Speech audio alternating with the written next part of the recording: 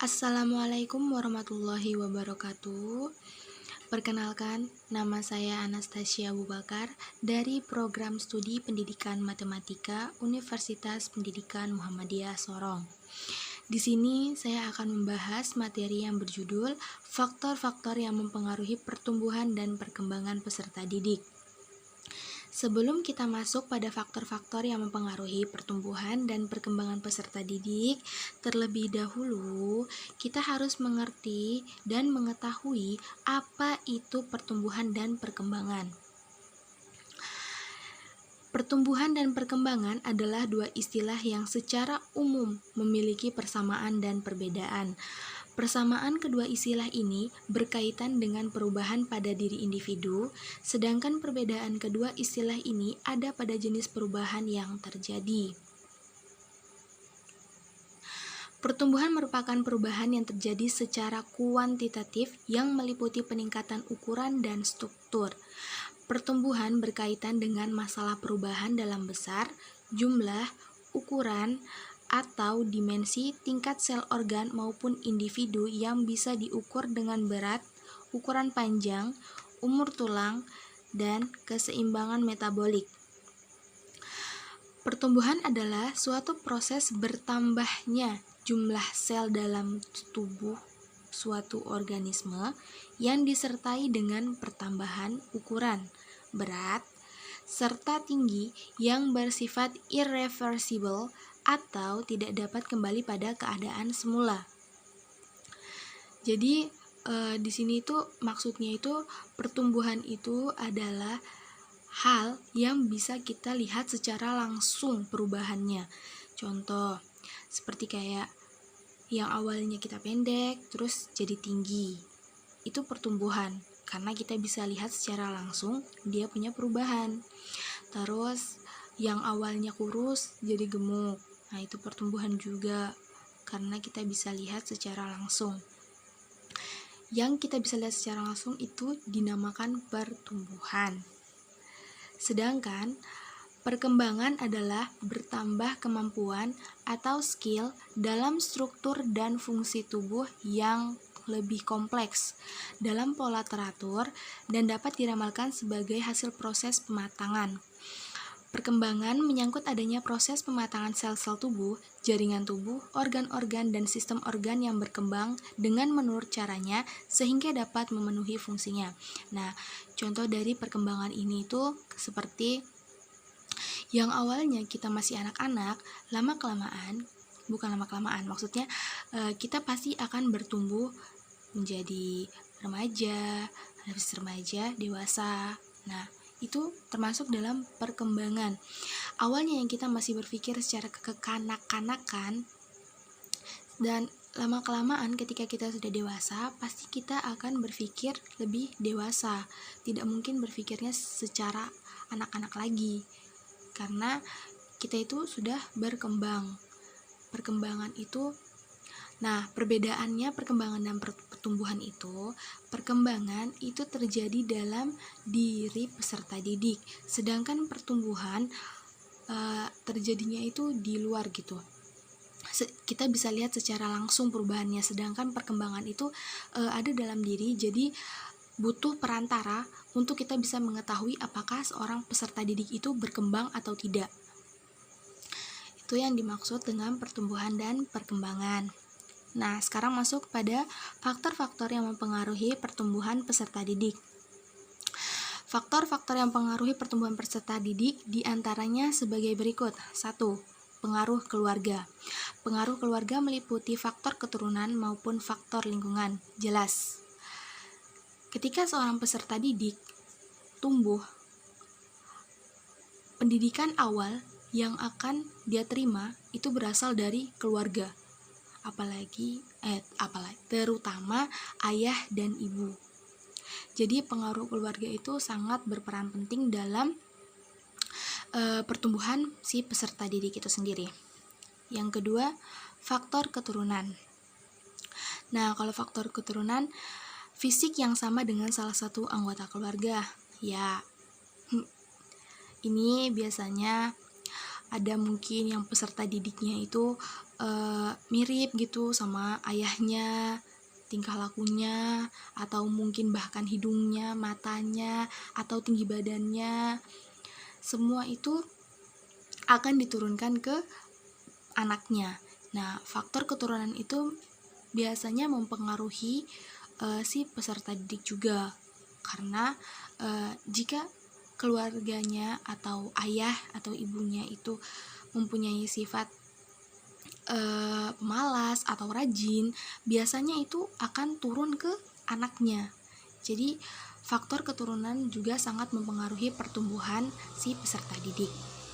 Yang ketiga, faktor lingkungan pergaulan. Ini faktor lingkungan pergaulan, kesamaan tingkah laku dengan salah satu anggota keluarga. Nah, seperti yang tadi sudah saya jelaskan, apabila ada mungkin sifat dari ayahnya, dia pemalas gitu. Jadi nanti kalau memang anaknya itu membawa sifat dari gen ayahnya, maka dia pun juga akan pemalas.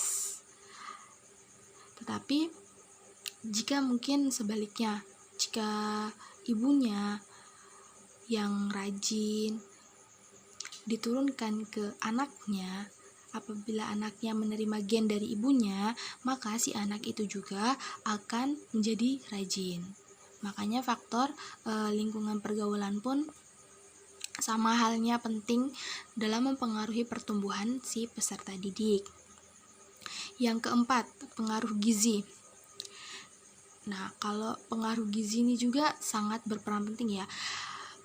Gimana jadinya kalau seorang anak kekurangan gizi, makanya pertumbuhannya juga akan lambat. Porsi 4 sehat 5 sempurna itu yang dianjurkan untuk anak-anak agar bisa memenuhi syarat untuk pertumbuhan yang baik. Jadi anak-anak atau peserta didik harus diberikan gizi yang cukup agar bisa mempercepat pertumbuhannya dengan baik. Yang kelima, jenis kelamin. Berbedanya bentuk tulang dan otot pada anak laki-laki dan perempuan berpengaruh terhadap perbedaan berat dan tinggi. Ya, jelas. Pertumbuhan antara laki-laki dan perempuan pasti berbeda. Contohnya saja seperti laki-laki, mohon maaf, kan pasti mimpi basah, dan perempuan pasti haid. Nah, itu kan berbeda cara pertumbuhannya, jadi tidak bisa disamakan, dan kekuatannya pun berbeda antara laki-laki dan perempuan, bahkan berat dan ukuran tingginya pun pasti berbeda juga. Jadi jenis kelamin pun mempengaruhi pertumbuhan peserta didik. Nah, yang keenam, kesehatan.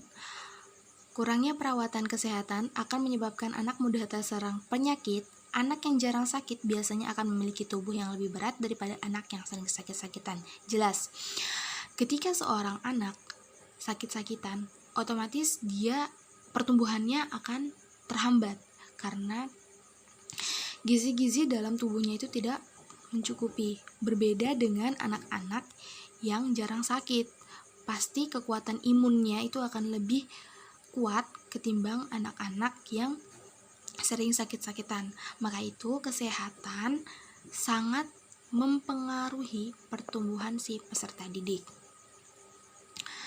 Sekarang masuk pada faktor-faktor yang mempengaruhi perkembangan peserta didik. Faktor-faktor yang mempengaruhi perkembangan peserta didik diantaranya ada faktor internal dan faktor eksternal. Pertama, masuk dulu pada faktor internal. Faktor internal yaitu faktor yang ada dalam diri siswa itu sendiri, yaitu terbagi menjadi dua juga. Ada satu, faktor fisiologis. Faktor fisiologis adalah faktor-faktor yang berhubungan dengan kondisi fisik individu, baik yang fisiknya sempurna atau tidak cacat, maupun yang tidak sempurna. Nah, ini pun sangat berpengaruh pada perkembangan peserta didik ya, karena biasanya yang fisiknya tidak sempurna, itu dia akan cenderung lebih menyendiri, tidak percaya diri, atau bahkan dia pendiam, tidak seperti yang fisiknya itu sempurna. Nah, itu sebenarnya menghambat perkembangan si anak tersebut. Jadi makanya faktor fisiologis itu sangat berpengaruh pada perkembangan peserta didik. Nah, yang kedua, faktor psikologis. Peserta didik yang memiliki kemampuan intelektual tinggi, kemampuan berbahasa baik, dan pengendalian emosional secara seimbang sangat menentukan keberhasilan dan kecerdasan dalam perkembangannya. Berbeda dengan peserta didik yang mempunyai daya intelektual kurang. Mereka selalu tampak murung, pendiam, mudah tersinggung, karenanya suka menyendiri. Tingkat kecerdasan yang lambat dan temperamen. Nah, faktor psikologis juga ini sangat berpengaruh pada perkembangan si peserta didik. Karena ada beberapa peserta didik yang bahkan dia kurang bisa mengekspresikan dirinya, kurang bisa berbicara di depan orang banyak. Dia itu jadi lebih cenderung ke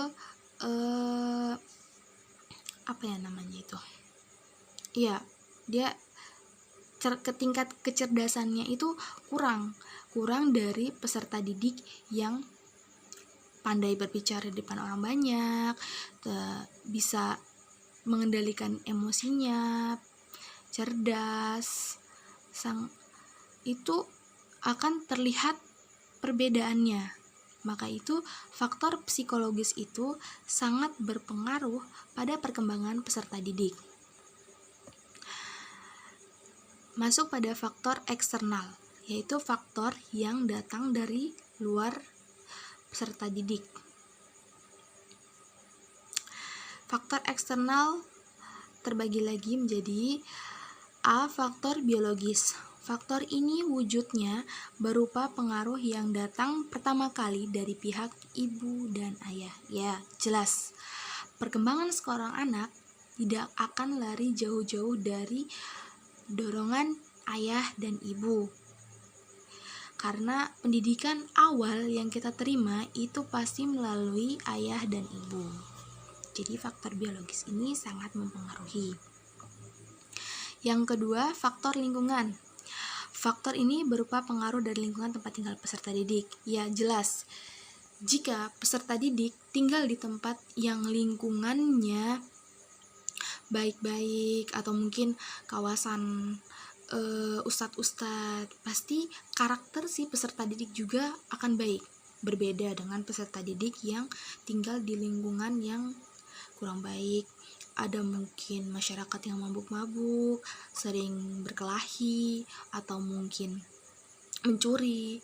Nah, pasti sifat si peserta didik ini akan terpengaruh oleh lingkungannya. Nanti dia jadi temperamen, mudah marah, emosian gitu.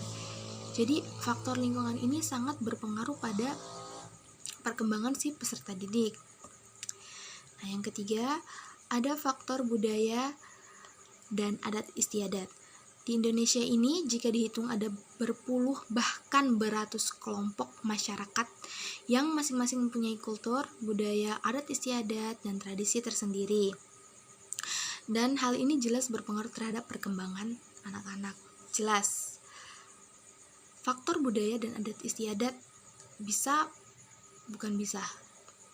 hal ini pun mempengaruhi perkembangan peserta didik. Contohnya seperti jika peserta didik yang tinggal di kawasan suku yang kental akan budaya dan adat istiadat, pasti dia akan mengikuti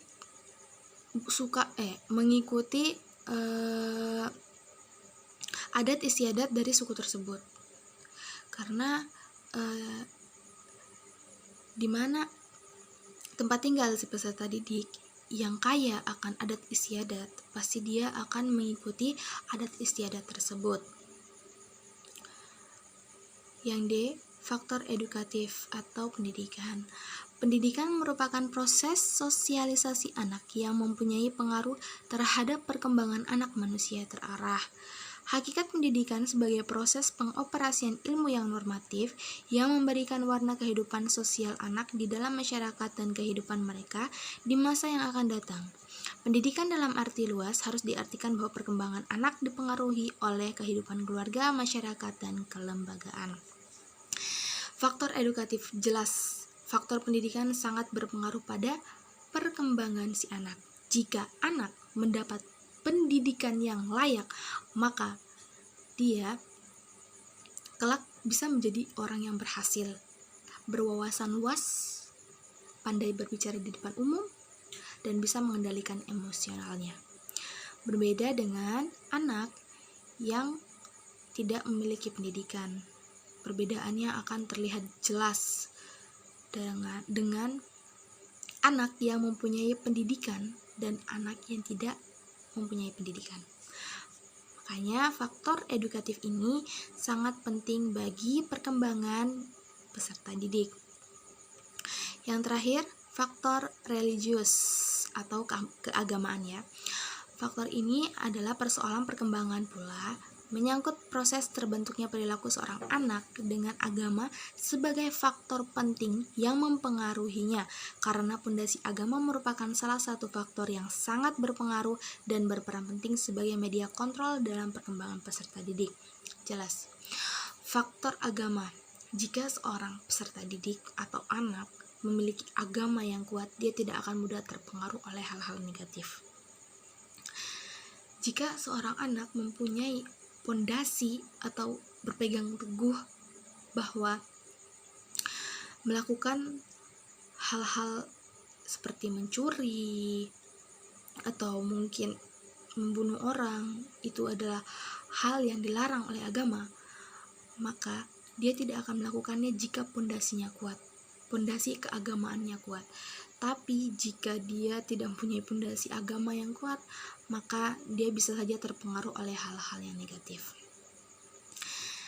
Jadi mungkin sekian pembahasan dari saya.